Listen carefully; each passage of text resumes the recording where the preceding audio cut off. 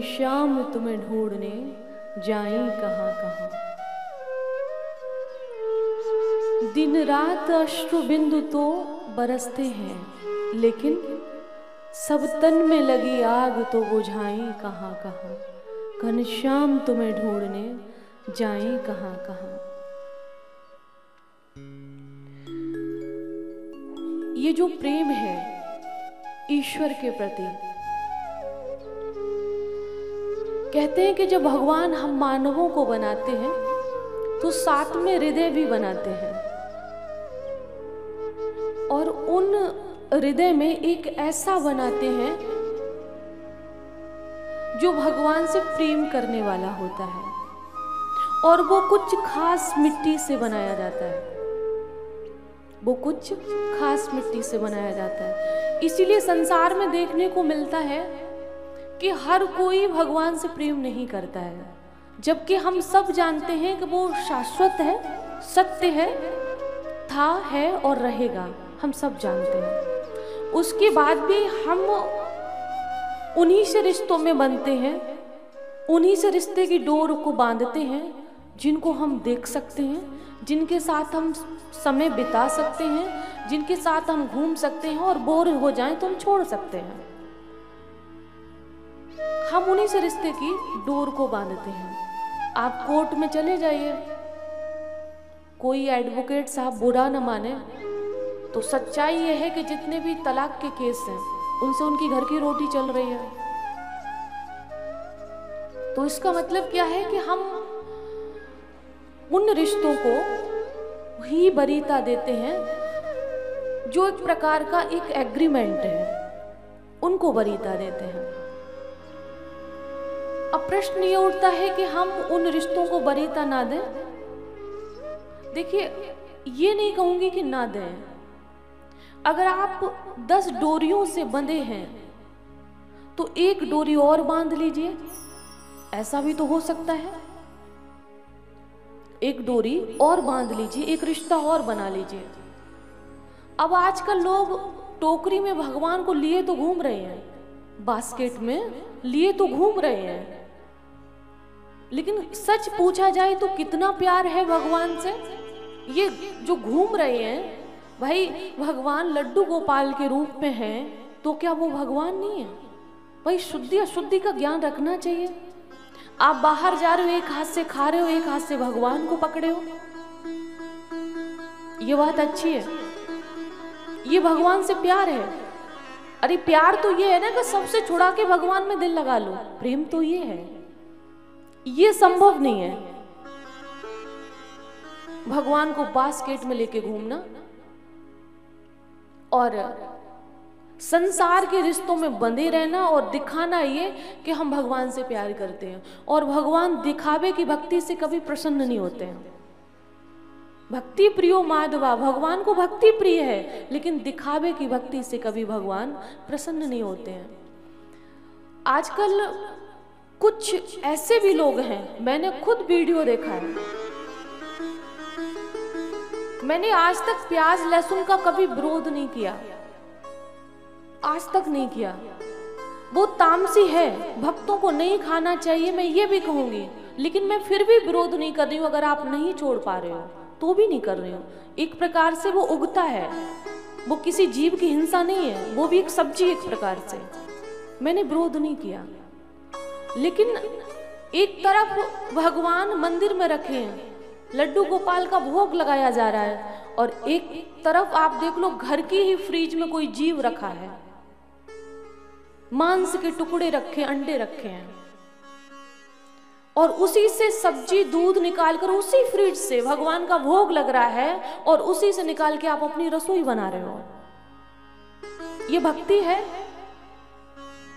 ये भगवान से प्रेम है? इससे भगवान प्रसन्न होंगे? बिल्कुल नहीं होंगे। जब तक आपके प्रारब्ध में पुण्य है, आप कितना भी अनर्थ कर लो, कहीं ना कहीं सब कुछ ठीक चलेगा। और जहां पुण्यों का अंत हुआ, विनाश की घड़ी शुरू हो गई। फिर कहते हो कि सब कुछ ठीक था, भगवान को चेंज करोगे, भगवान को खरी खोटी सुनाओगे, वृंदावन आना बंद कर दोगे, तीर्थों में जाना बंद कर दोगे, आरती करना बंद, भोग लगाना बंद, सब कुछ बंद कर दोगे। आपने ये देखा कि आपके पीछे कर्म क्या चल रहा है? मनुष्य संसार में 2 प्रकार के कर्म करता है, पाप और पुण्य। और उसके बाद भगवान से उम्मीद ये रखता है कि कृपा बरस जाए। आपने सब कुछ चेंज कर दिया, आपने अपना खान पान चेंज किया। जब तक आपका खान पान चेंज नहीं होगा, आपके विचार नहीं बदलेंगे, आपका स्वभाव नहीं बदलेगा। और भगवान के सामने खूब पोत पात करके बैठ जाओ, खूब मेकअप सेकअप करके बैठ जाओ, भगवान उससे प्रसन्न नहीं होते हैं। भगवान स्वरूप नहीं देखते, भगवान स्वभाव देखते हैं। स्वभाव अच्छा होना चाहिए, स्वभाव सुंदर होना चाहिए। मोहे कपट छल छिद्र न भावा, निर्मल मन जन सो मोहे पावा। बहुत महंगे महंगे साबुनों से नहा लेते हैं, बहुत महंगे महंगे साबुनों से नहा लेते हैं। आप अंदर कौन सा साबुन घोल के पीते हो बताइए? तन तो साफ कर लिया, मन को कैसे साफ करोगे? क्योंकि मन में तो बहुत गंदगी भर ली ना, मन को कैसे साफ करोगे? अब आपके मन में आया कि मन को साफ करना भी जरूरी है। अगर मुक्ति चाहते हो, भक्ति चाहते हो, भगवान की शरणागति चाहते हो, अगर ये चाहते हो कि आने वाला जन्म हमारा अच्छा हो, तो आपको मन को साफ करना ही पड़ेगा। क्योंकि जब तक मन साफ नहीं होगा, वो कहते ना भक्तजन कि तूने आंगन नहीं बोहारा, कैसे आएंगे भगवान?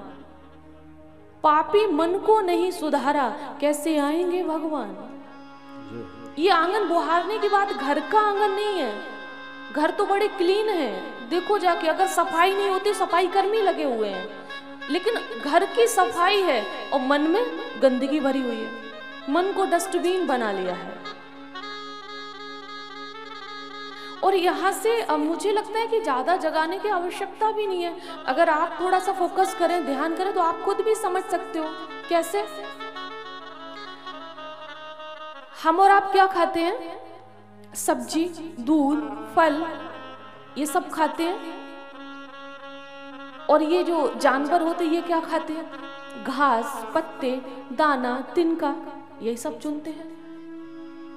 तो घास पत्ता खाने वाले की जब ये दशा हो रही है, तो हम जब इनको खा रहे हैं, तो हमारी दशा क्या होगी? हमने देखा होगा, आपने भी देखा है कि जब कोई मृत्यु को प्राप्त हो जाता है तो शमशान में लोग जाते हैं। और मैंने तो यहाँ तक देखा है कि वो घर में प्रवेश करने से पहले स्नान करते हैं, कुछ पानी अपने ऊपर ऐसे ही कपड़ों के सहित डाल लेंगे। और कहीं ना कहीं पुराण ये कहते भी हैं कि आपको वस्त्रों के सहित ही नहाना चाहिए, कहते भी हैं। क्यों? हम अशुद्ध हो गए। यहाँ बैठा हुआ हर व्यक्ति इस बात को जानता है, शुभ चैनल के माध्यम से सुन रहे सभी श्रद्धालु भक्त भी ये जानते हैं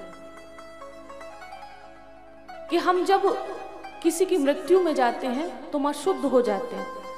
हम स्वयं को स्नान करा के पवित्र करते हैं। कभी ये विचार किया, किसी जिंदा जीव को अगर आप खा लेते हो तो एक प्रकार आप शमशान अपने पेट को बना रहे हो। तब आप अशुद्ध नहीं हुए, तब आप पवित्र नहीं हुए। आप भगवान के काबिल बने कब? बताइए। मुर्दों को जला के नहाता है।